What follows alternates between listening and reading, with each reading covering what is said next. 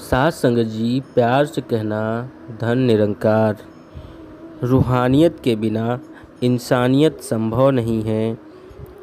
मानवता की महक जहाँ से खत्म अगर हो जाएगी, यह दुनिया हरदेव सुहानी न रह पाएगी। अब प्रश्न उठता है कि यह मानवता की महक आएगी कैसे। संसार की हालत तो ऐसी है जैसे सतगुरु माता सुदीक्षा जी ने एक शेर का जिक्र किया। गली में मकान थे, मकानों पर नाम थे, नाम के साथ ओहदे थे। बहुत देखा कोई इंसान न मिला। महापुरुषों की नज़र में जब एक इंसान में इंसानियत के गुण प्यार, नम्रता, सुशीलता, विशालता, सहनशीलता आदि नहीं है तो इंसान इंसान कहलाने के लायक नहीं है। और रूहानियत के बिना तो इंसानियत संभव ही नहीं है। जैसे कहा भी है, बंदगी दा बंदे विच घाटा होवे ते इंसान नहीं। यह बंदगी अर्थात इबादत, उपासना, भक्ति तो गुरु ही प्रभु की प्राप्ति से होती है।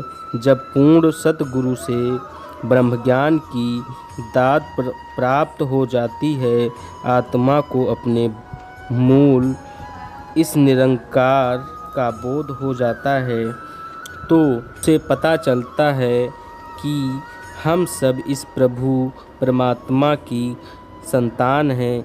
फिर अपने पराये का भेद खत्म हो जाता है। सब में इस प्रभु किसी का दुख दर्द अपना दुख दर्द लगता है, किसी के काम आना सुकून देता है।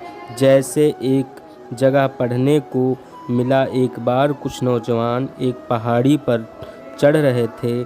चढ़ते चढ़ते उन्हें थकान महसूस हुई और वे आराम करने के लिए एक पेड़ की छाया में बैठ गए।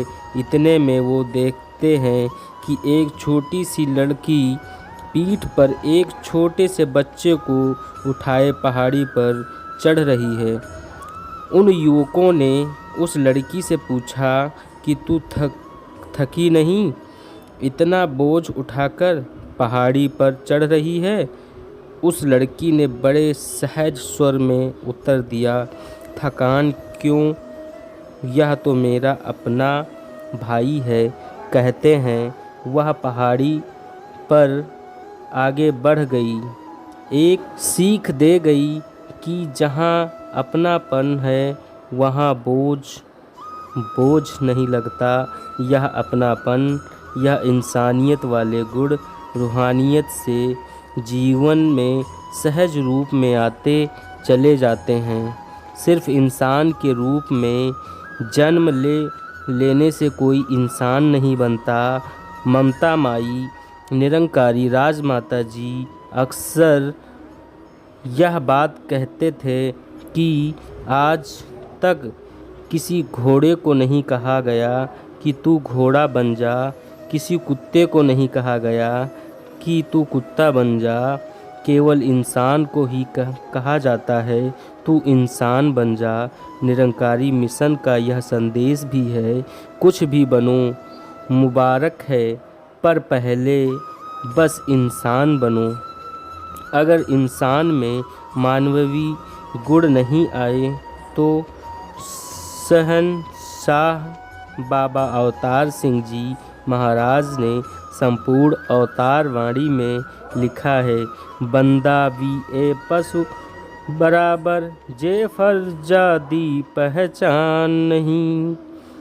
पुरातन इतिहास देखें जो पता चलता है कि गणिका, बापन भूमिया, चोर कौड़ा, राक्षस आदि का जीवन सांसारिक दृष्टि से अच्छा नहीं था। गुरु की शरण में आने से पहले वे घोर निंदा के पात्र थे, पर जब सतगुरु के ब्रह्मज्ञान की दात प्राप्त की तो उनका पूरा जीवन ही बदल गया। वे संत बन गए, भक्त बन गए, महान बन गए। जब इस महान परम पिता परमात्मा से जुड़ गए तो उनका जीवन रूहानियत से भर उठा। मनुष्य योनि सर्वश्रेष्ठ योनि है। इसलिए सद्गुरु समझाते हैं, मानो प्रभु की उत्तम रचना, उत्तम इसका रुतबा रखना। अगर यह मान रहे हैं कि मानव प्रभु की उत्तम रचना है, तो इस रुतबे को कायम रखने का दायित्व भी इंसान का ही है। इंसानों से ही उम्मीद की जाती है इंसानियत को जिंदा रखें।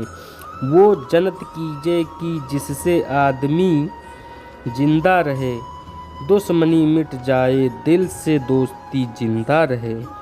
इस प्रभु दातार का आधार लेकर ही इंसानियत और रूहानियत संग संग का आभास हो पाता है। प्यार से कहना, साध संगत जी, धन निरंकार।